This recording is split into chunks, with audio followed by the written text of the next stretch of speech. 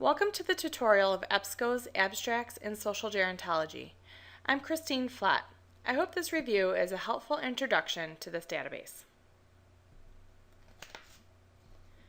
During this tutorial, we will cover a description of the database, discuss some of the features of the EBSCO interface, as well as discuss the unique functions included in Abstracts in Social Gerontology. In this first section, I'll describe content and coverage of abstracts in social gerontology. Abstracts in Social Gerontology is an EBSCO database with coverage in the field of geriatrics. This database indexes over 82,000 articles from over 177 sources from 1966 forward. Some of the topics covered in Abstracts in Social Gerontology can be seen here.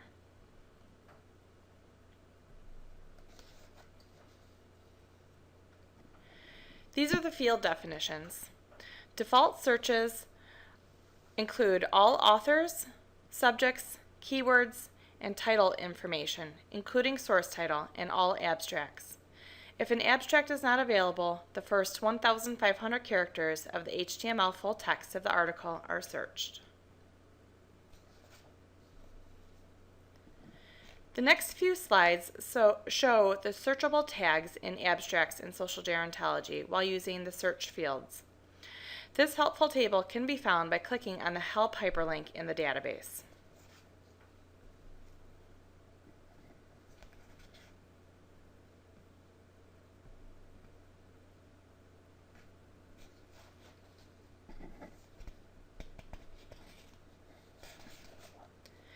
These tags may be used to identify index terms in searches as well. This table, the searchable tags, and field definitions can all be found by clicking on the Help hyperlink while in the database. Next, we will cover the features of the database that are common across the EBSCO platform. On the right-hand sidebar at the top, you have the option to sign in and out of My EBSCO accounts, browse your folder of saved searches and documents, change environment preferences, languages, and keep abreast of new features. You can also see the link to help. As with any database, EBSCO has its own treatment of various wildcard, proximity, and other search features users will want to be familiar with before getting started. This is a list of commonly used features. The EBSCO help file will have a few more that may be useful as well. This is the screen that you'll first see upon logging into Abstracts in Social Gerontology. You can see that you are in the basic search right now, and you have options for advanced search and to view your search history. You can toggle your search options on and off, and your search options include what sort of search mode you want to work in, whether or not you want to apply related terms to your search, and then some other options including your publication dates, journal types, publications, whether or not you want peer-reviewed articles, and so on. You also have your links for an advanced search and to view your search history. And then up at the top you have the ability to sign into your EBSCO account, which I'll discuss further later, view your saved articles and searches, change your EBSCO preferences, change languages, and keep abreast of new features. You can also see the help link in there as well. I'm going to go right to the advanced search. When you go to the advanced search, you automatically have 3 rows to search within. However, you can also add or remove rows using those plus and minus buttons. By default, EBSCO will search all authors, subjects, keywords, title information, and abstracts, unless specific fields are selected. For instance, when I do a search of dementia and drugs,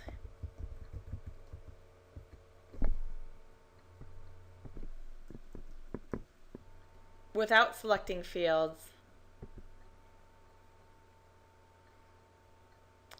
I have 1,151 articles returned to me. When I switch the subject terms, or turn on the field for subject terms,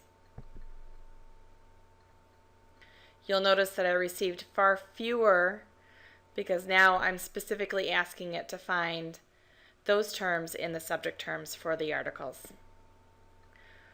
I can use additional limiters over on the left-hand side for articles linked to full text, peer-reviewed, by date, and so on.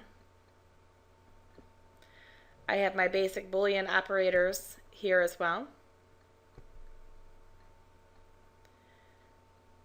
And then I can view my search history, toggling that on and off too. I can use my tags in here for author.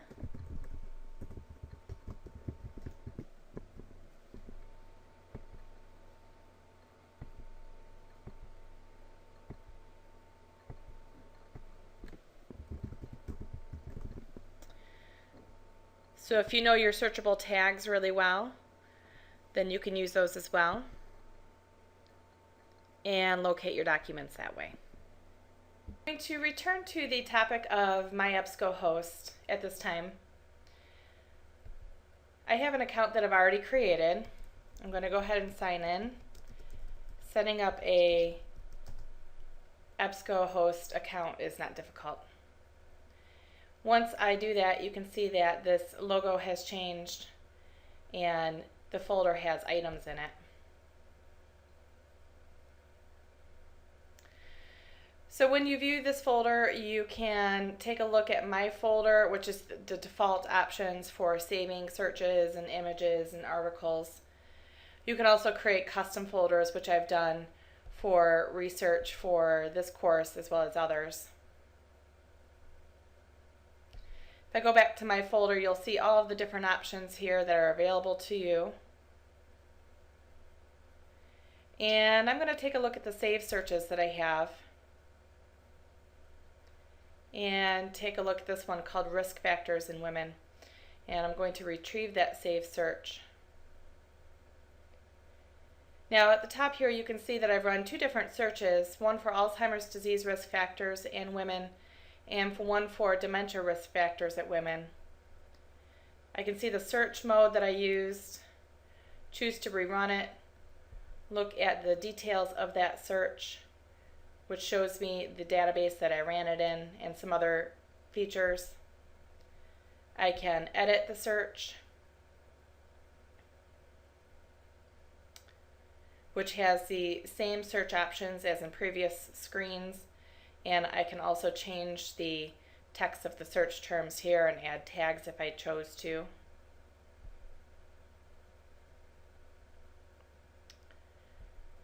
In addition, in any search screen like this, search history screen, you can combine searches by selecting them, and then I'm going to choose search with or, and that will run the search for me. You'll notice here I have a yellow folder and a blue folder. I've already saved this article to my folder. If I wanted to save this article, I would click on it and choose the folder that I wanted to save it to.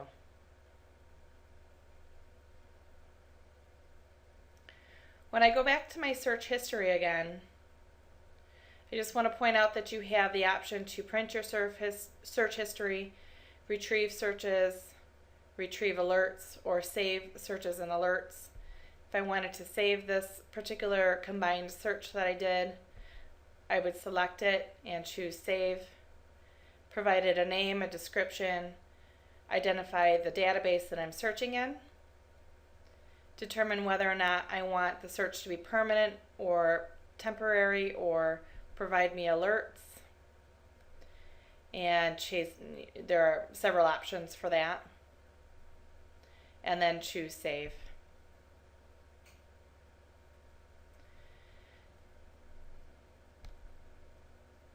So if you're working on a project that's going to span for a while, or you need to use different search terms and you might want to combine them later, going to your search history or even saving your searches is a nice option.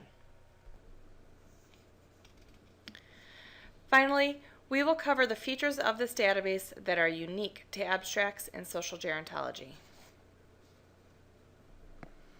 On the left-hand side of the bar at the top, you see the unique features of this database, including links to search citations, images, and indexes. One of the unique features to abstracts in social gerontology is the option to search cited references. This search will find articles that have been cited in other articles. So for instance, if I look for this author, find S, and run a search, it shows me an article here that has used one of S. Fine's articles as a citation. So this listeriosis prevention for older adults, effective messages and delivery methods has cited an article by S. Fine. You can also click on that link that I just did to find all of the cited articles. So if you are looking at an article and you notice some helpful citations in that article, this is one method for you to search for those additional articles. One of the unique features to abstracts in social gerontology that is not necessarily available in all of the EBSCO databases is the option to search for images. When I click on that link, I do have some of the same search options, but now I have some additional options, including what sort of image type I'm going to look for. So if I do a search for dementia here, what will result may be photographs or charts or diagrams that have appeared perhaps in articles. And when I click on them, it will bring up that image, the article that the image went with. A couple of other nice features are methods to cite the image and also permissions, what you're allowed to do with that image.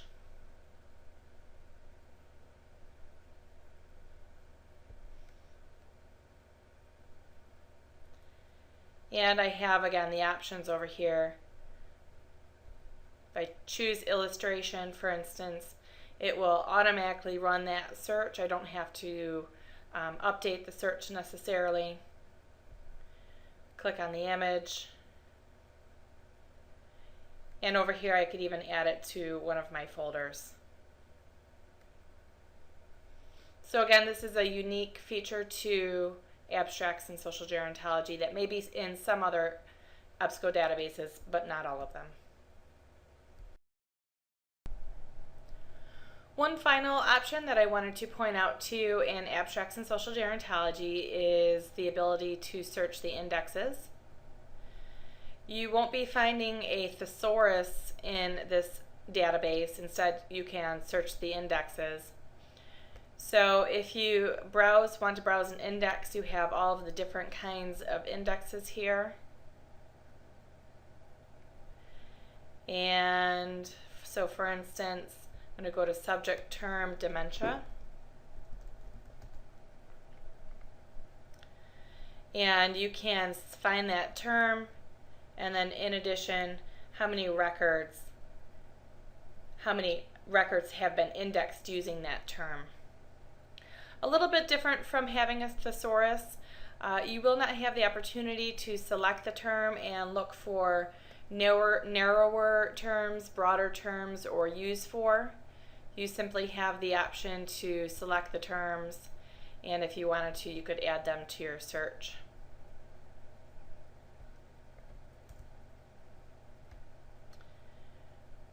When you're typing terms, you do not necessarily need to type the entire term. I'm just going to type Grand here, and you'll see that it will come up with some options here. Grand Rapids, so for instance, was an index term for at least one record or one record in the database.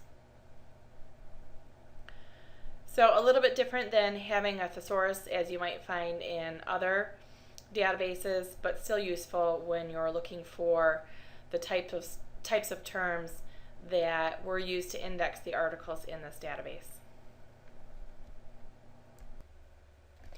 In conclusion, I hope that you found this review of the coverage and scope of abstracts in social gerontology helpful, as well as the introduction to some of the basic and advanced features in the EBSCO interface that you can use with other databases as well. We finished up with some of the unique features to abstracts in social gerontology, and I appreciate you taking the time to watch my presentation.